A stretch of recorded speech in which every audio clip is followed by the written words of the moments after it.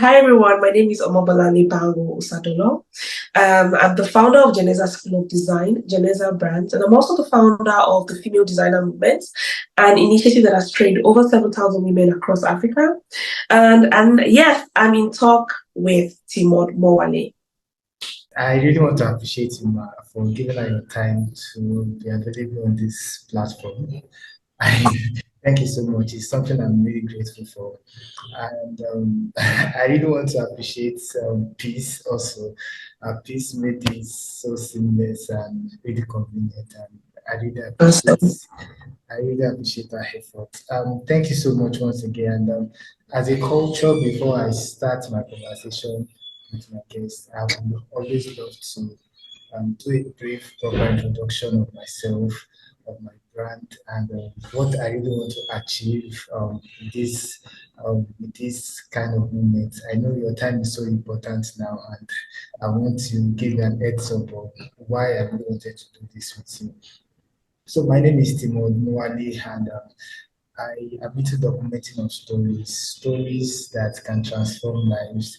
I personally, when I was growing up, I struggled in identifying myself. I struggled in knowing what I want to do, especially in the place of career, in the place of even when I got to know what I wanted to do in the place of how I can achieve this. And one of the things I did that really helped me sincerely was reading up on biographies and checking up on how people were able to achieve their success in their line of field. And that became a secret. I believe it's really important. And can be a light to help a lot of people. Some people might not get to meet you, be privileged to meet you physically, and ask some questions. But I believe this can be like a platform where probably I'm able to ask some of the questions they would have wanted to ask you, and that can be a really light to be apart. And over times, I've gotten a lot of testimonies. I get to post up. I get to just keep some to myself, and this has really been a blessing to a lot of people real time. And I hope and I know for sure that this session will be a blessing, even if it's one person out there. They will have a paradigm shift, a career shift, courage to go out for something bigger than them, even as they learn more about your story. So I was able to have an encounter with you, tried it on Instagram when I got it Oh, about your amazing story, and I was like, wow, who is this woman? I really need to read up, and I was amazed. And I was like, were you intentional about documenting your journey? Because you have almost, you have the photographs of your journey, like this is the whole story, like your story. I wanted to ask, were you waiting for a day that someone will ask you, how did you get here? And you just show them the album. And you just show them the album that, yeah, this is how I started. I didn't just fly to this. But most importantly, I want to ask about the discovery process for you. How were you able to discover your passion beyond yourself, beyond what you can do, beyond your abilities? How was it for you? And how were you able to discover that, yes, design is my way and design is what I've been called to do? okay. Thank you for that question, and thank you for the invitation. Thank you for having me here.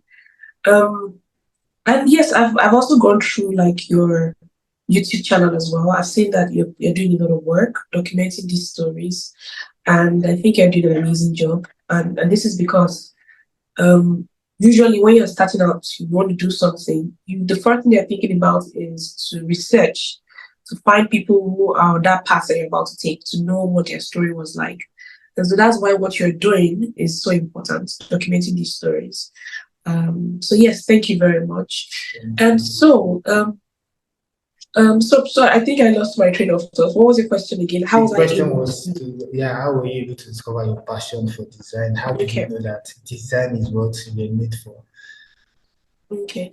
I think that when people say that they're trying to understand their passion, or they're trying to understand what they're supposed to do, or what it is that they're meant to do with their lives, I always say that the first thing first is, what is that one thing you enjoy doing the most? What is that one thing that you enjoy doing, whether they pay you or not? And for me, it was design. I'm the kind of person who would I would get a cardboard and paper, and I'll just start to illustrate, I'll start to paint. It was just my thing. It was my way of expressing myself. And I'm saying it because a lot of there are people who love to write, but there are people who love to, dance. But for me, I found, I found, painting, drawing, illustrating, all those different things. I found it, the easiest way for me to express myself. And so I knew that what I wanted to do in my life was something related to, art, something expressive. And so that's how I got into design. I knew that I wanted to design. I knew it was something I was supposed to do.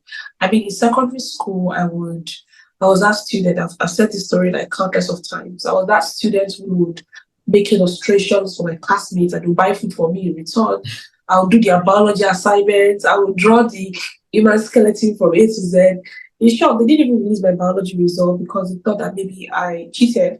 Because when they are, you're answering the questions and they're saying draw the human skeleton, and I'm drawing the human skeleton, and I'm also shading it as well. I'm shading it, I'm putting like I'm drawing, and I'm like, who shades their skeletons? Like, who does that?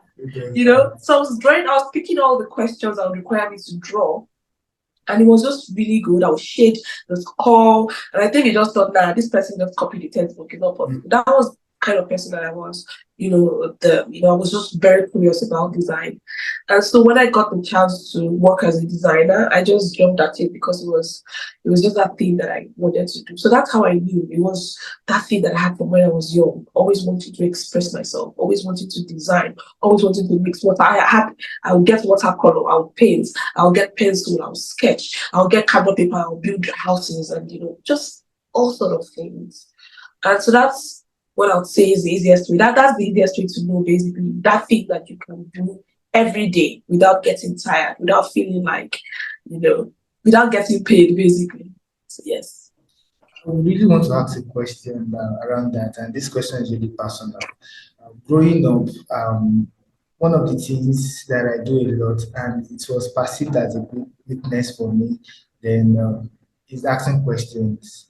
I love asking questions, especially when I sense that, oh, this person is quite intelligent.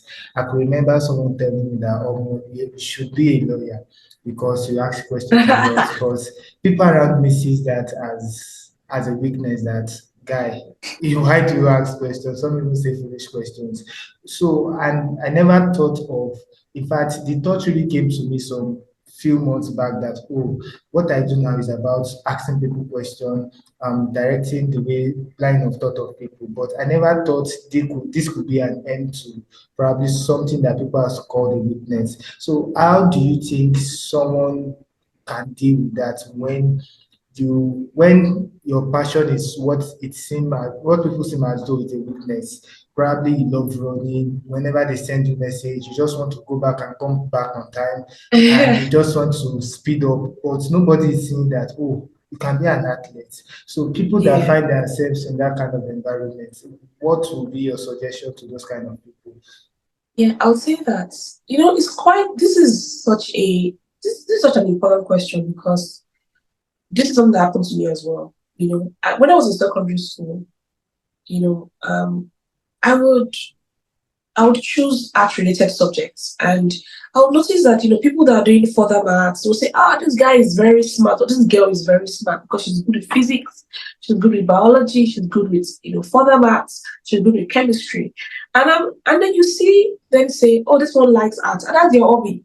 Art was not seen as something that you should be called smart about. Like, no one calls you smart because you're Maths. good at I should making confess, illustrations. that's why I didn't go to art class. I actually didn't go to art class as well. In short, I didn't want to go to art class. But I'm like, nah, I have to be science class. I don't want anyone to look at me and say, this girl is not I think smart. we should start a So campaign. Art is not for the dumb. Art is for exactly, a campaign exactly. should go for So that. absolutely. So I was that person who would, I didn't want people to look at me that way. So I went to science class and I started struggling. I wasn't enjoying the classes. I wanted to draw. I wanted to, study art and things like that. So I eventually went to art class. That was like the second term of SS3, I think, when I was almost done with secondary school. It was like I was so confused. I'm like, you know what, this is what I want to finish with. So I, summoned up courage and I joined art class, and I was all doing really, really well. It was my place. It was like putting fish in water. Mm. But I realized that people judge, or people judge what they don't understand, or people say all sort of things, right? And they don't know the impact their words, they don't know the impact of their words, basically. So you're Exactly. saying to a child, you're not, you're about Koko, Our smart, so bench things like that. doctor. Saying that Your mate are exactly. the You say, but doctors. exactly. You say, should be mate alone shaking, that kind of. They say your mates are the ones becoming, doing physics, doing math. So those kind of things, it got to me, and I felt like maybe art is not something I should be proud of. So I wouldn't tell people, oh, I design or I draw. I wasn't proud of it. It felt like I was failing, basically. It felt like no one saw it as something no one would say, oh, I want to become an artist in the future. And it became worse because you would pass through, you're inside the bus from Korodu to, let's say, Obalende, and you're seeing people selling art in traffic. And you're like, God, this is going to be my future. Am I going to be selling art in traffic like that? Am I going to take care of my life? Am I going to do the things that I want to do? So all those things reinforced, that idea, that notion, that thinking in my head that that art is not something to be proud about. And what you're saying is very important. People should not speak on things they don't understand. You should only speak on something that you have enough information about. So if you have a child who is always running or who is always drawing, have enough information and ask yourself, okay, what is it about this field? What are the steps? If this child wants to paint, are there schools that I can send this child to? Are there courses that this child can take? It's not just saying, oh, you be like every other person. All those things, you are putting that child in a box and you are stopping them from becoming the best thing ever, right? Just imagine if I had stopped, the whole idea of design. Imagine if I had listened to all those talks, because I heard a lot of things like that. It affected my esteem. It affected me a lot. I would struggle with my identifying as a designer. So if you have a child in this day and age, you want to ask more questions. How can my child be better in this field? You want to run, okay, we're going to get you on the track. We're going to get you this. You're going to, after school, you join this, you play football, whatever it is, because that may just be the one thing the child is meant to do with their life. That's I what I just feel. want to make a comment on that because I have like a lot of practical example or experiences around me. I know I have like a small sister that is studying law, right? And we know how law is, and everybody wants you to focus. But the young lady has passion for acting, and it's like a struggle with the parents. Like, you sure want to do acting and law? If you don't pass for it, but it's something I always encourage her to do law, but if acting is something you really see as a strength, don't let it Yeah, go. Because I see school as a platform where you can make your best of best connect and connect with people that can lead you through that path, even as you study law. And I think I see exactly. why you are so passionate that one of my questions is that you went beyond just being a designer, like a designer, a freelancer, or working for a company. You went on to be an inspiration. You went on to be someone training and producing, giving us more designers. And I think this is birth or born out of the storyline of your foundation and how it happens. And I really want to say thank you for that, for not Thank for not just going that for, oh, let me just make all the money I can and you. working Yeah. on giving out more.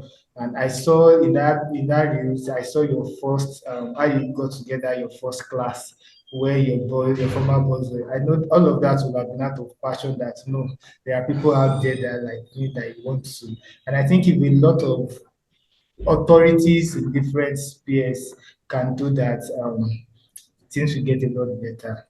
A Thank you lot so better. much. You're welcome. I think we should actually ask when you became confident because you told us how you were so intimidated and ashamed to identify as a designer. So, how did the confidence story come up? What gave you the confidence, and what did you actually do next when you were so sure that this is what I want to pursue in my life?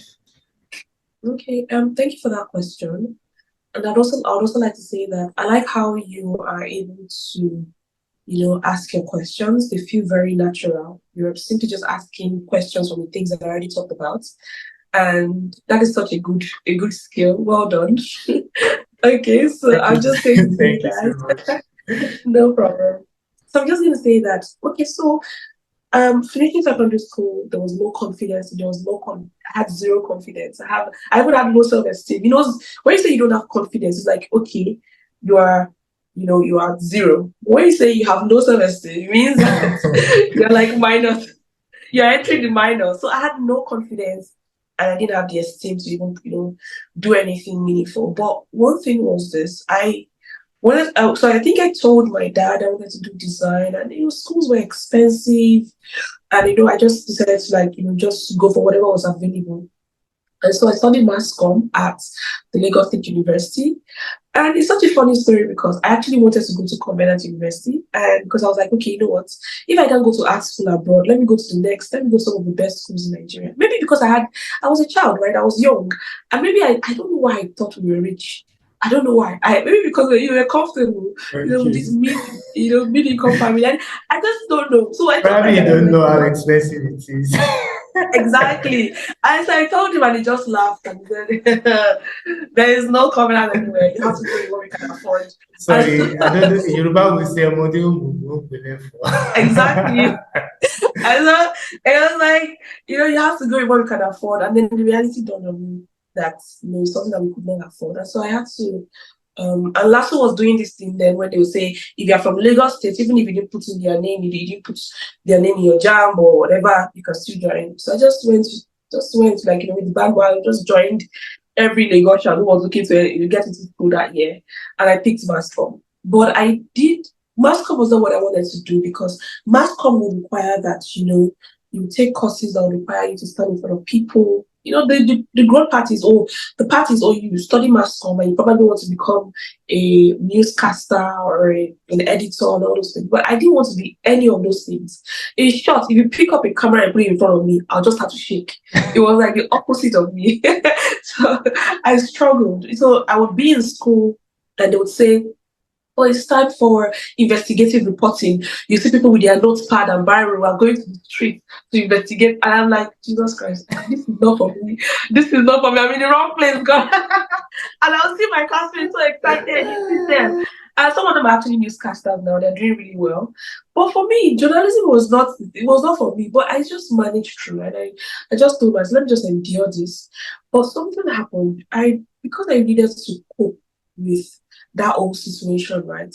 I would go from my school was in Nigeria because it's last week we had a branch in Nigeria, like, I think. And so I would work to on that bridge. There's this arts shop there. I would buy art materials. I would make illustrations and comics, and I'll put them on the wall. Early in the morning when I get to school, people will see it and laugh.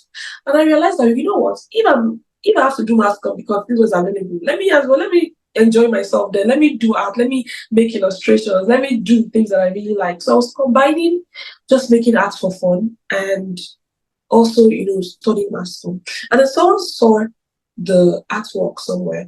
And the person was like, Bolanle, this thing you're doing, if someone wants to hire like a comic illustrator, we want you to take this role, blah, blah, blah. And so I applied for the job. This was my last year in school. And it was, and they gave me the job. They're like, you're so good at this. And for me, that was the validation I needed because I was so emotional during that period. And I felt like, God, thank you, because I was genuinely confused of what I was going to do with school. After school, I didn't want to become a newscaster. I didn't want to become an editor. So I was really concerned. But my confidence grew as soon as I got that job because I was still in school, but I would resume during for some days when I'm not going to school. I would resume work, and I felt like, see, I'm not working class, I'm a working class person. I'm being paid a salary. Yeah. I mean, do you know? I'm not on your level anymore. That kind of thing. I didn't feel like I was a student anymore. That built my confidence. I felt like people that have been saying I'm always drawing. At least now I'm earning a salary. People are not even earning a salary yet.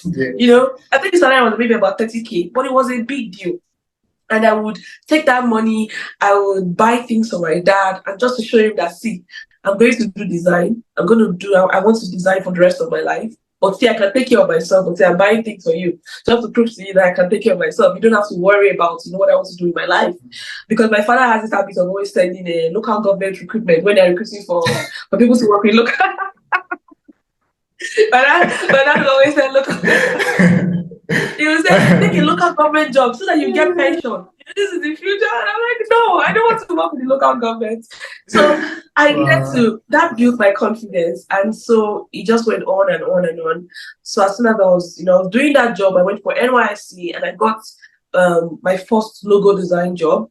I think NYC was paying about 19,000 or so. And so I got my first logo design job and I was paid about 230K or so. And it was like, oh my God. So I can make money from doing what I really love to do. And that was it. That was it. I was like, nah, there's no going back. We die here. I'm not I'm not going back. Yeah. So that was how I beat my confidence. So I'll say that the part you want to take is you discover your passion, you're passionate about, whatever you're passionate about, and then start to ask questions. What do I need to learn to become better at this? For me, I learned Photoshop, I learned how to use Corel Draw, I watched a lot of YouTube videos, all these different things, because I was self-taught. But you want to ask questions. Now things are easier, there are communities, Slack channels. Ask questions. What tools do you need to learn? And take your time to learn it, learn the foundation. And yeah, just ask tons of questions. That's what I'll say.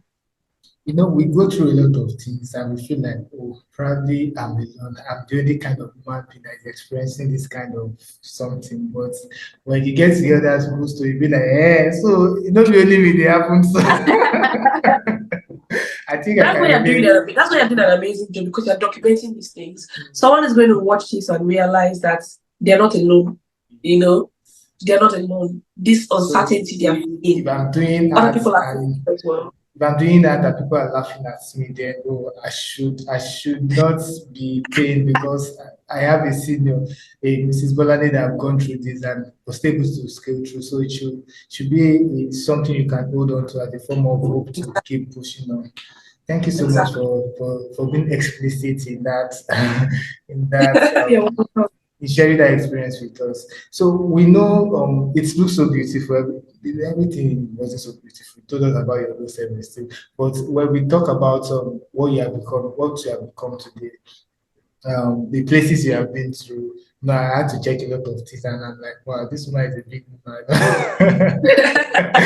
All the things you are doing, you have a brand already, training people. We are invited. We have been invited to different international platforms, and I'm like, so.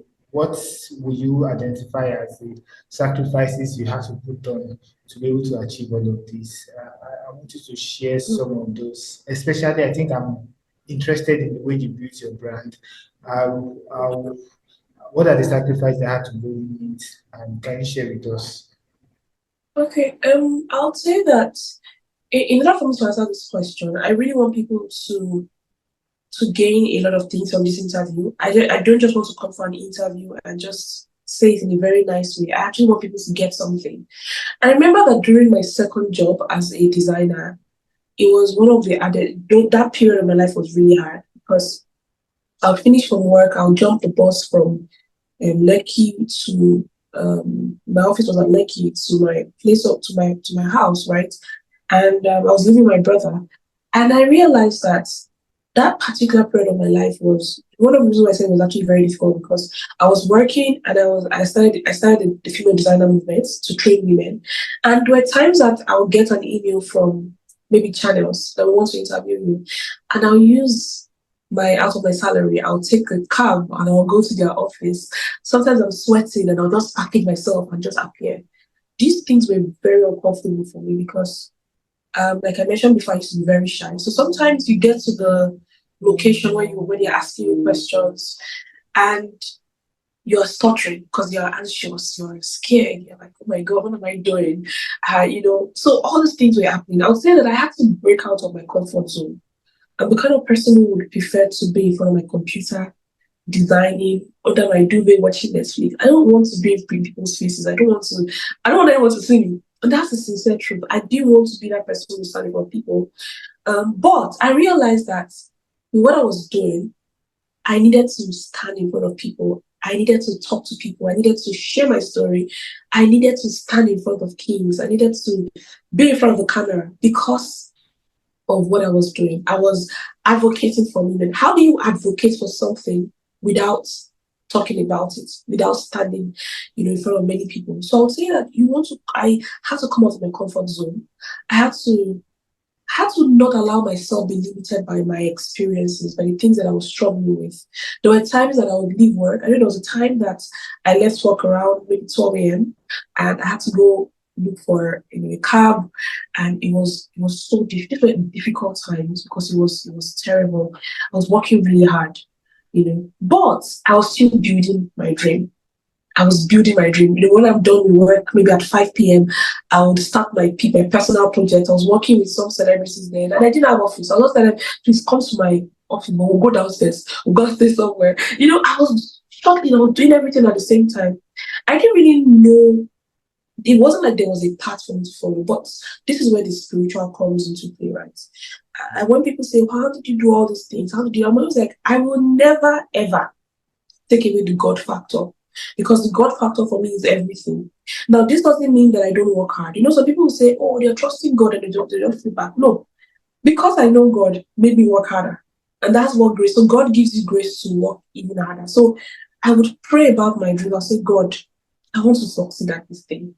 And one of the funny things I even pushed really well was, I remember when I had my BBC interview, BBC came to my event, one of my events, and I was like, hey, God, people think I'm big, people think I'm rich. I started saying to God, I said, God, please let my life match up the kind of profile you are building for me. I remember that I entered the bus one time in Danfo, and I started in front of Danfo. Someone was like, Bolanle, is it not you? Then I saw him, he was like, what are you doing? I was like,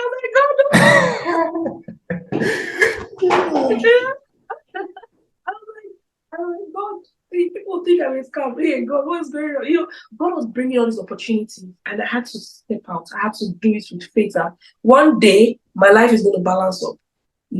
So what I'll say is, when you feel like God is, or maybe God has put an idea. For me, it was design. God put design in my heart. God gave me design as a gift, right? But I had to build on it. I had to do all the work. For other people, you have an idea. God has given you an idea. Maybe it is singing, maybe it is interviewing people, maybe it is drawing, whatever it is.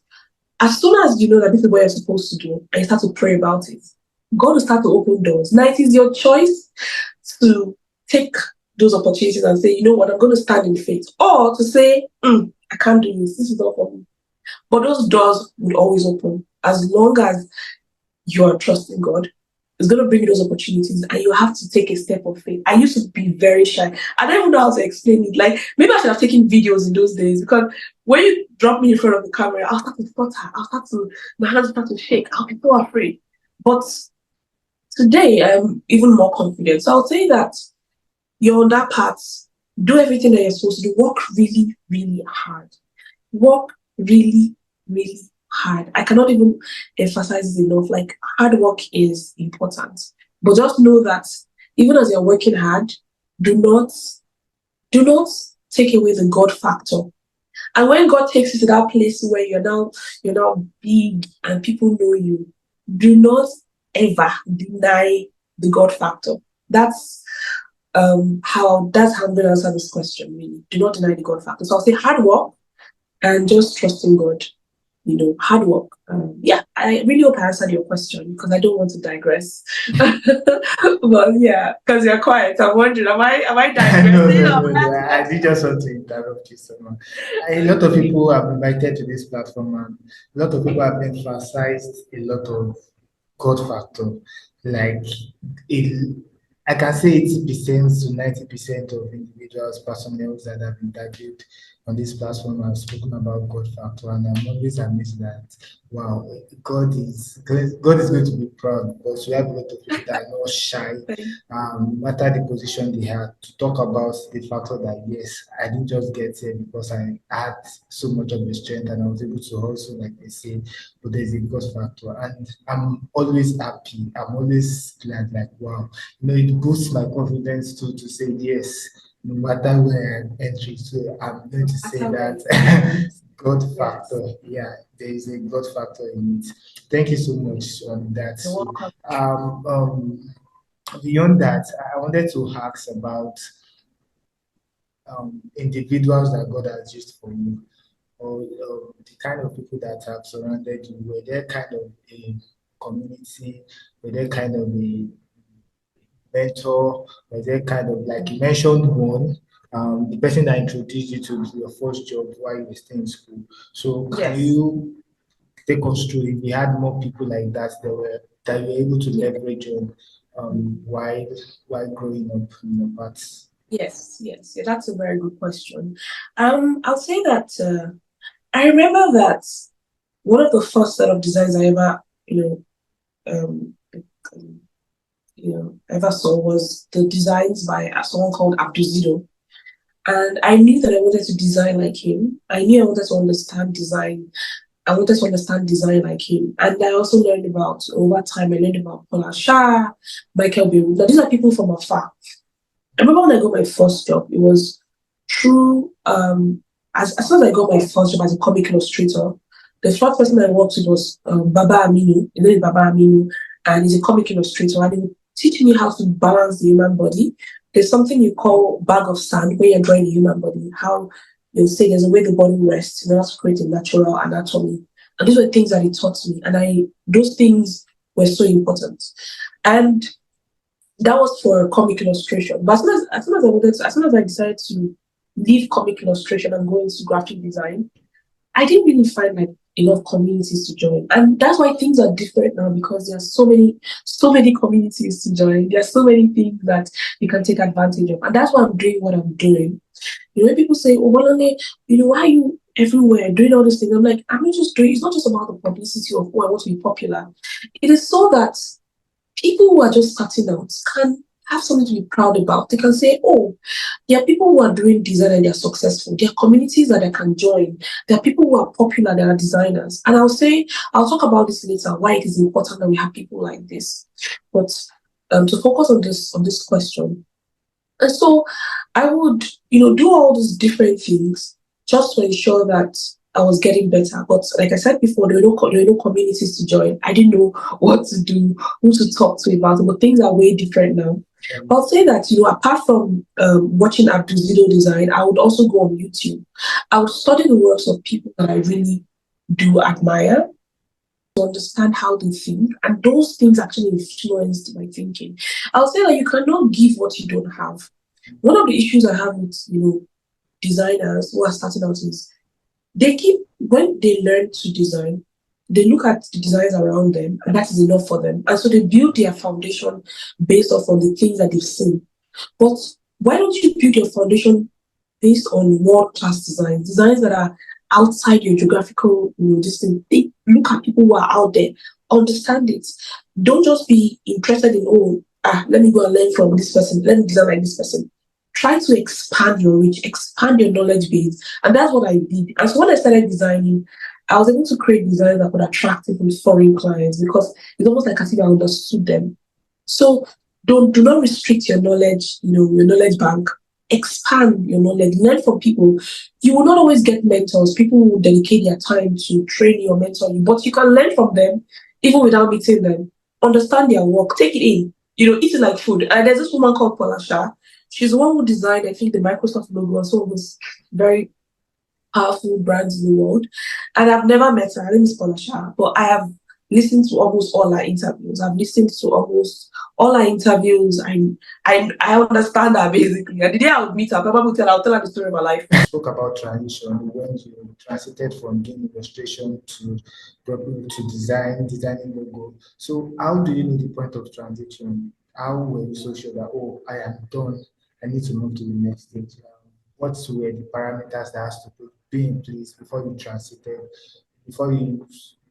into training, into speaking, and what were the parameters that had to be in place for for every transition you had to go through and experience?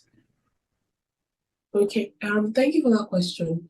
Um, I think it's all about your goals as a person. What are you looking to achieve? When I started doing comic illustrations, I was enjoying it, but at a point I just realized that it wasn't what I wanted to do. um it wasn't what I wanted to do. So I would say that you will just know, because that's why you have to have a main goal. What do you want to do? I knew I wanted to do brand design, but I had to go through that process as well. You get, so I went from graphic designs to marketing designs to brand design, all these different things. So I wouldn't say that, oh, there was a plan on how to why I transitioned, but Sure. it was just as I studied design, as I studied other designers, my dreams became bigger. And I just wanted to ensure that I was able to achieve my dreams. And that required me to move from these different aspects of design. All right. Thank Yeah. you so much. And Welcome. so, what would you advise people that are in design and they want to transit? Um, what should be the parameter before their instinct is not so sharp, if they are so confused, like, oh, am I supposed to transit or just be an expert in teach us into thing? So, what would you say to designers like that? I'll say that one of the hardest things to do as a designer is learning something new when you already know how to do a certain thing. But as a designer, you have to constantly evolve. You have to accept that you would constantly evolve, you constantly have to learn new things, you constantly have to change. And that's what it means to be a designer. So be open-minded, be willing to, I know you've gotten your like, people already call you bad guy, bad girl, you're already good at what you do. But sometimes you may need to go back to the drawing board and just learn like a child, learn something new. It would make you better. No knowledge is wasted. So I'll say that go for it. Like if you're looking to transition, get as much information as possible. Like for instance, if you're trying to go from being a graphic designer to being a UI UX designer, you can't just say, "Oh, the knowledge you have about graphic design is enough." There are different principles that guide user experience design and user experience and user interface design. So you want to do a lot of research. You want to ask a lot of questions. Be like a child. Be humble yourself and ask questions and learn from people. So that's what I would say. Yeah, that's how I would I think answer I that really love question. that word evolve. It's I think it's so important to involve. It seems like though there's always a need and you have to be able to involve to meet more need. Thank you so much. Yeah. So I think I have just Okay. like two questions. The first one out of the last two questions will be do you have like an experience or a moment where you were so grateful you chose design and chose to follow it through? Were there like a kind of experience or a moment that you were really extremely grateful for because and it was design that brought you to that moment and you were like, thank God I never gave up on design.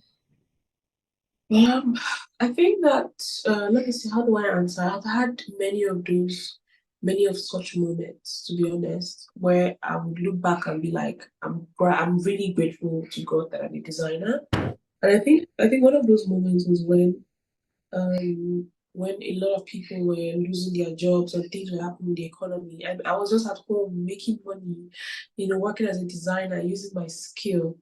I think that I was just really grateful to God that I had something to sustain me.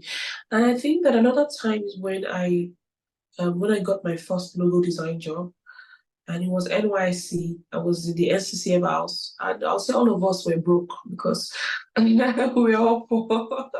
Because like, how much were they paying us? They paid us very small money, and we would still take half of that money to pay to the kitchen so they can provide food for us for a month. But then design, was that thing that brought me out of all those because I was able to make money.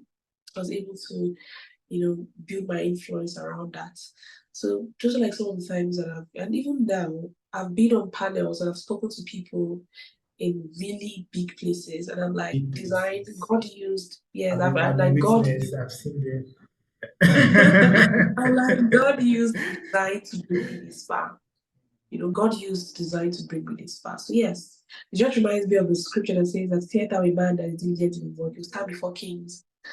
So that's what I would say. I've had different moments like that.